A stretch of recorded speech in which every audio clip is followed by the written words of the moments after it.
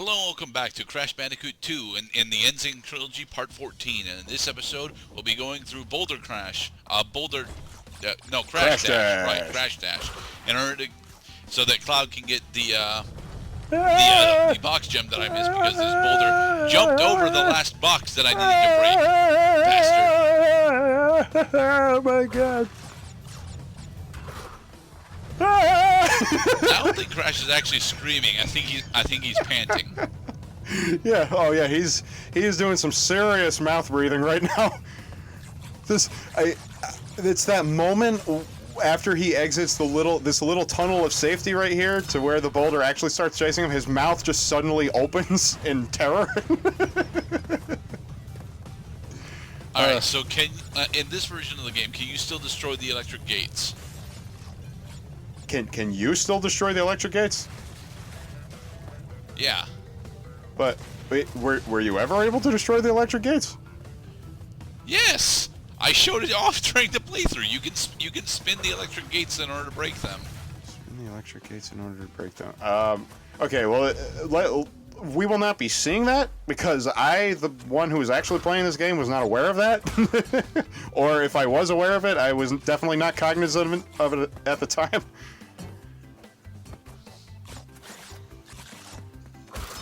That was very nice. Thank you. I always just say screw that life. Well, I mean, yeah, you have that option too, but that's how tight the fucking that's how tight this reboot of the game is that you could still do even shit like that. I mean, see, they're training you to do it right here. Gotta pick your target. Yeah, but they don't actually have a significant punish state aside from the crusher death there. Oh, I mean, there was boom death and there was groove death. Shit.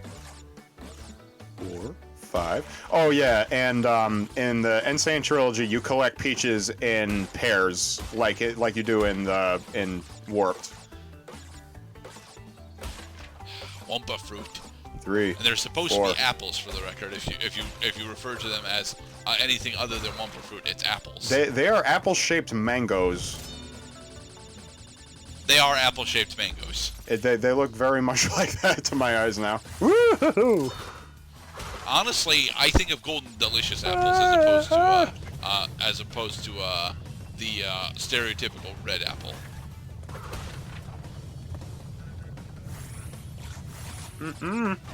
I ain't having no bullshit.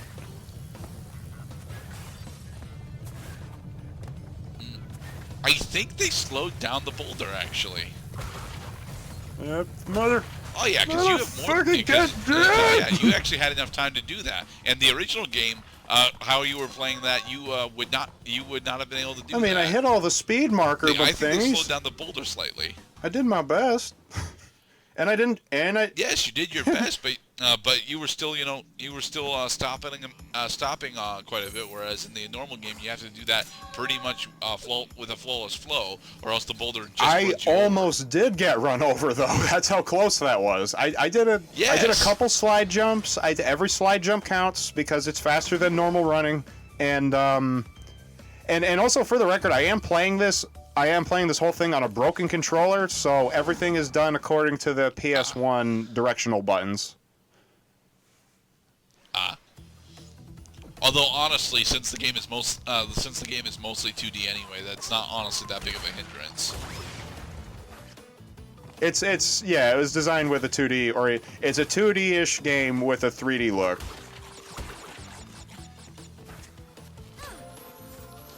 Hold it. No. You would have landed on that in the original game. Little angel Coco Bandicoot went to Little Bandicoot Heaven. Oh yeah. I like how Coco does have her own mostly unique death animations. And also her laptop gets to go with her into heaven. So clearly heaven is not perfect.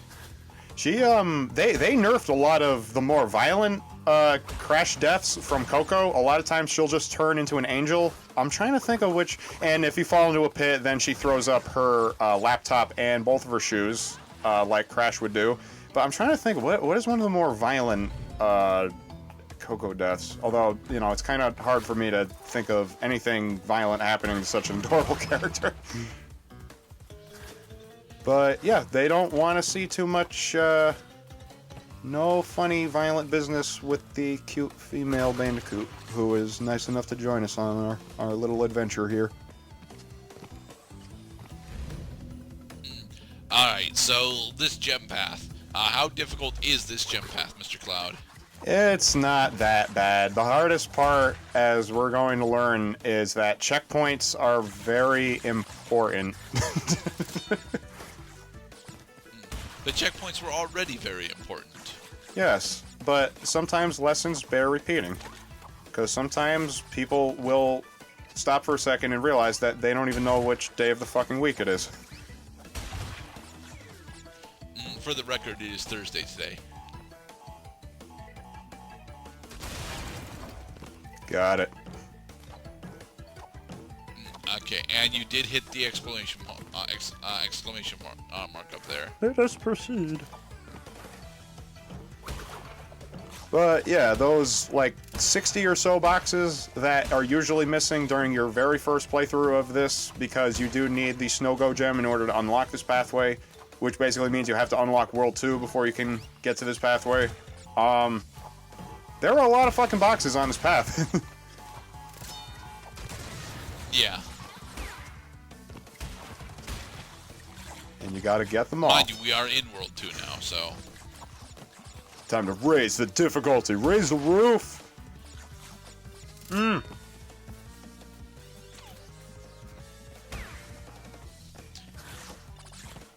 Oh, this fucking room.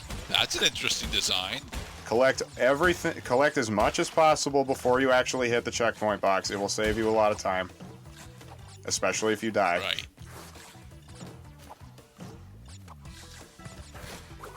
Fuck. Great. Now I have to get that fucking up arrow box every time I load this checkpoint. Hogwash. But, you know, you're already more than halfway through this bonus area, so... Yoink.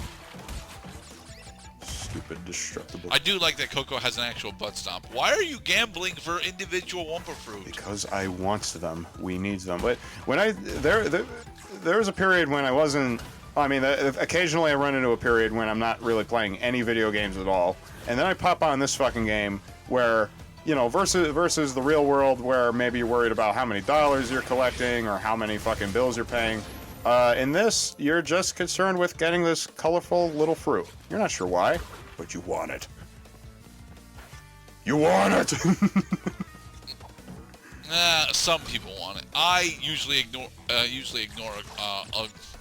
sizable portion of the Wumpa Fruit because Crash 2 does throw a bunch of lives at you. Not if you're 9. If you're 9, you need all the Wumpa Fruit that you can get. But if you're, you know, like 13, yeah, Crash 2 throws enough lives at you to where you don't really need to collect the Wumpa Fruit. Hey man, there is no age that says that you're immune from game overs. Oh, shit! So this part of the bonus path is quite a bit treacherous, but... This part sucks! It sucks! I'm not gonna lie! Let's have no illusions about this! This part sucks! And this is a good indicator as to why I chose not to do a 100% run, because attempting to do a 100% run of Crash 2 is somewhat sanity bending and not honestly worth it. Yeah, sanity is very important, Mr. Gerdat. It is. Don't get me wrong, Crash 2 is a great game, but it is not worth 100%ing. Not that. Same goes for Crash 3. And Crash 3 is actually a better game than Crash 2. They weren't lying. This game actually made me insane. And there's 3 of them. Oh.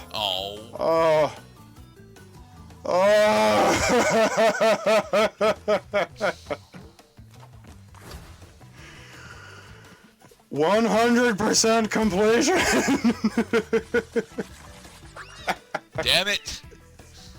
Cloud, slide jump. Slide jump. There is a cost to all things in life. This is the cost we pay for having a nice day.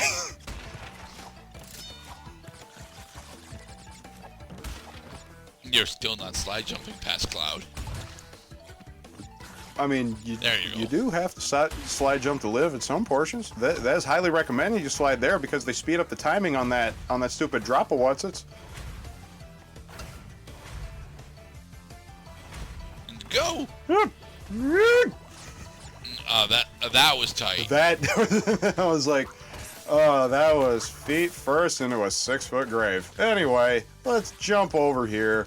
Let's not die of a nitro or a stupid hedgehog. I really don't like these hedgehogs right now. Well, honestly, the big issue with the hedgehogs is not the enemy themselves or even their pattern. It's their placement. It's their, yes, placement and tendency to get invincibility frames at the exact wrong fucking moment. Let me remind our viewers that I did. Okay, that was pretty violent. She's just gone. The fucking thing obliterated her. Anyway, I did very little editing in these parts for reasons like that. Is so that maybe we'll see a bunch of goofy death animations over and over again. Hey, look! I finally got help. And at least you showed off enough deaths to actually generate an automatic Aku Aku mask. Yeah, okay. Because as I recall correctly, it was no coincidence that I died right there. I think I actually did that on purpose so I can get an Aku Aku mask. But now I just can't fall into a bottomless pit. But Cloud, the pity mask is a sign of shame for most people, don't you know? Well, yeah. So is getting free humanity in Dark Souls. But God damn it, if it makes the experience more, you know, digestible, then yes, I am on board. For the record, I am actually on board with the pity mask as well. I'm not entirely sure that I would record myself acquiring one on purpose, but... Well, I'm just... that it is a thing. I believe you have to die 5 times on the same checkpoint in order to get an Aku Aku mask, and then you have to die 10 times on the same checkpoint to get a double Aku Aku mask. Double is actually a thing? Double is not a is thing in the original game. Double is a thing. I just lost my Aku Aku mask before it was going to count. Kill me, please. It's like fucking Trinity going into the telephone.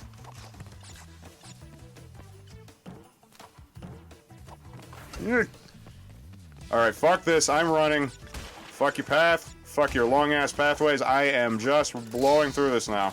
You have made Coco very angry. And now you can't get those 2 And boxes. now I must die again. Shoes.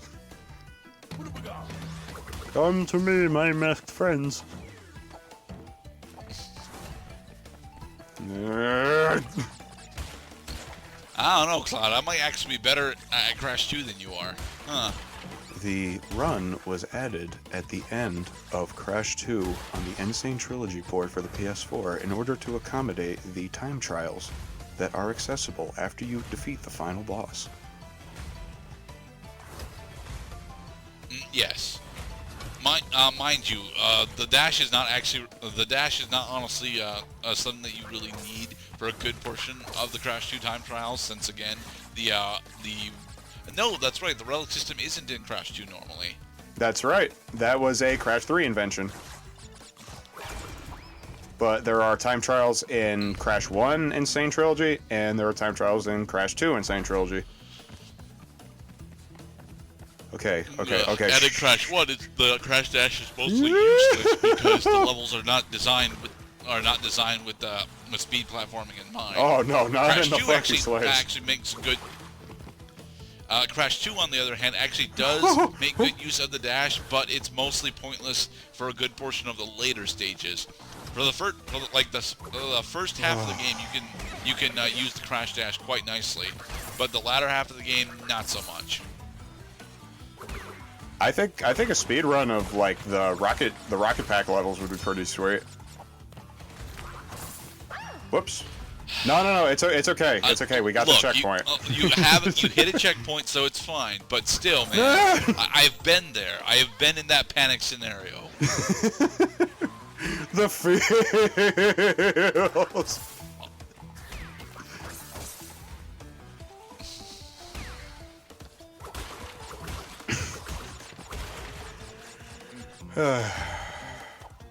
See how quickly this game just gets you right back into smiling? Sometimes.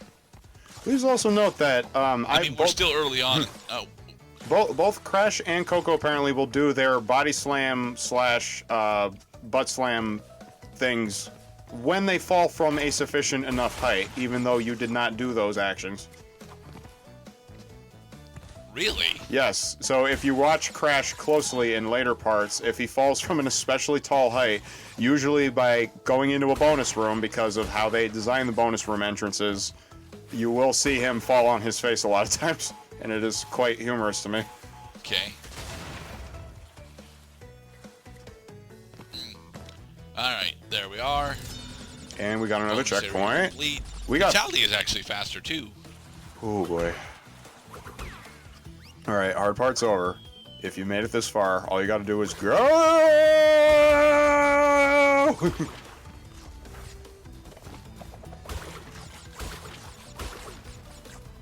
Must get Max Peaches with my little booty. Yeah, yep. Okay. And no, it's not here. The exclamation mark. I'm thinking of Snowbiz again. There you go. All the boxes. Get the box gem. Fucking yeah, all the snow levels do kind of like start to get mixed up in memory because they all end exactly the same way. You spend some time in 3D land, then you go to 2D land, and then you go back to 3D land for the finish. Alright. And in the next part, we will continue on with yet more World 2 stuff, right? Yes, making a little stop to everybody's favorite polar bear. Hit the Barrett level.